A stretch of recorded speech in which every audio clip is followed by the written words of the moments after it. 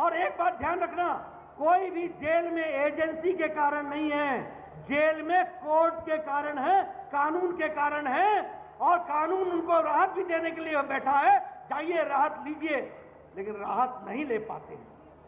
5-5 MLA jail जाके आए हैं और अब बेल पर हैं। ये आपका रिकॉर्ड है, 5 एमएलए जेल। ये हम तो स्वच्छ प्रशासन देंगे, हमारे एमएलए तो ऐसे होंगे, ऐसे होंगे, ऐसे होंगे जो एकदम स्वच्छ होंगे। जेल और बेल के बीच में घूमने वाले एमएलए वो आज आम आदमी पार्टी के एमएलए हैं, ये हमको ध्यान में रखना है। मित्रों, मैं बहुत लंबी कहानी आपके सामने रख सकता हूं, लेकिन आपसे जरूर एक बात कहना चाहता हूं कि अब जल बोर्ड की निगम की बात ले लो।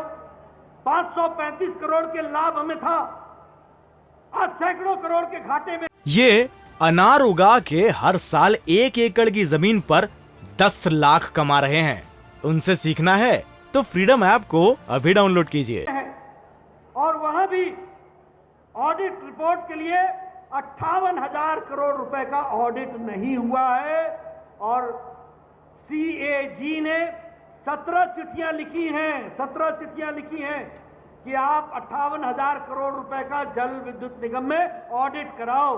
वह ऑडिट नहीं हो रहा है, यह है आपका ट्रैक रिकॉर्ड। मित्रों, ऐसी भ्रष्टाचारी सरकार को हमें छुट्टी देनी है, और आने वाले समय में बताइए, हम उत्सव मनाएंगे ना, हम आगे विजय होंगे, पूरी ताकत से लगेंगे। मित्रों, यह दिल्ली के कार्यकर्ताओं की जिम्मेवारी है, और जिसके पास इतनी बड़ी ताकत जो आज मैं अपने सामने देख रहा हूं पंच परमेश्वर के रूप में, ये लोग, ये कार्यकर्ता जब ठान लेते हैं तो उस ठानने को पूरा करके हटते हैं, ये मेरा विश्वास है। इसलिए मित्रों, मैं ये आपसे निवेदन करने आया हूं, पंच परमेश्वर को मैं आह्वान करने आया हूं कि ऐसी भ्रष्ट सरकार को दिल्ली में रहने नहीं देना है।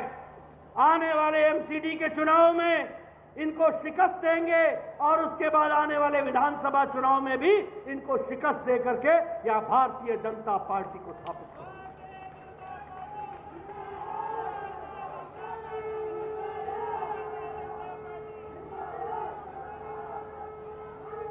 अंत में मेरा आपको आह्वान है, मेरा आपको निवेदन है, आप जाइए, घर घर जाइए, हमारे दिल्ली की जनता के साथ मिलिए, हमारे पैम्फलेट को लेके जाइए, बताइए कि शराब को बंदी करने वाले और शराब को रोकने वाले शराब घोटाला कैसे करते हैं, और आम आदमी को शराब मुहैया करा करके समाज में कितनी गड़बड़ी करते हैं।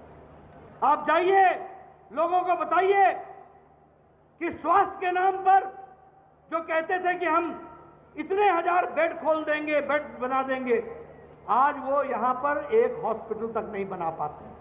जाइए, जनता को बताइए कि स्कूल किस बदहाली में है, किस तरीके से स्कूल में प्रिंसिपल नहीं है, किस तरीके से मुझे बताया गया कि यहां 10वीं और 11वीं की कई स्कूलों में कक्षा एक दिन बाद होती है, एक दिन की छुट्टी देने के बाद फिर अगले दिन छुट्टी के बाद क्लास होता है।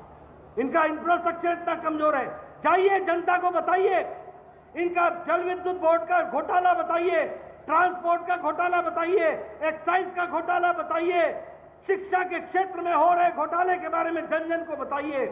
और मेरा आह्वान है कि भारतीय जनता पार्टी को यशस्वी बनाइए, और दिल्ली के लोगों की सेवा के लिए हम सही मायने में लगे हैं, उस पर हम जुट जाएं, यही मैं आपको निवेदन करने आए हैं। आप दिल्ली की जनता की सेवा करेंगे ना, जन जन तक जाएंगे ना, उनको सही बात बताएंगे ना, कमल खिलाएंगे ना, दिल्ली को अच्छा बनाएंगे ना, दिल्ली को स्वच्छ बनाएंगे ना, दिल्ली को बेहाल से मुक्त करेंगे ना। मित्रों, इसी आह्वान के साथ आप सब लोगों ने मेरी बात सुनी और इतनी बड़ी संख्या में आए, आपका बहुत बहुत धन्यवाद। बोले भारत माता की, भारत माता की, भारत माता की।